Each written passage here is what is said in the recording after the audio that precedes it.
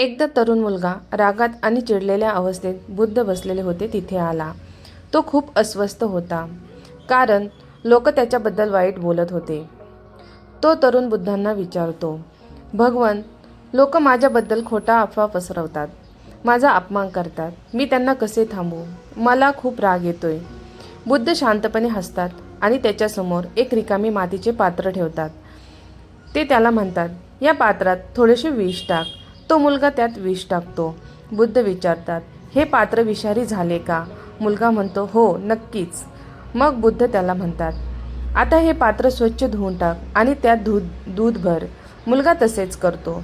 बुद्ध त्याला समजवतात, हे बघ, तुझे मन ह्या पात्रासारखे आहे. जर तू लोकांच्या वाईट शब्दांना मनात जागा दिलीस तर तू स्वतः विषारी बनशील. पण जर तू ते पात्र लगेच धुवून काढलेस आणि त्यात चांगले विचार भरलेस तर कोणाचेही विष तुला स्पर्श करू शकणार नाही. तो तरुण शांत होतो आणि बुद्धांच्या पाया पडतो. लोक काय बोलतात हे तुमच्या हातात नाही, पण ऐकून स्वतःला त्रास करून घ्यायचा की नाही हे मात्र तुमच्या हातात आहे.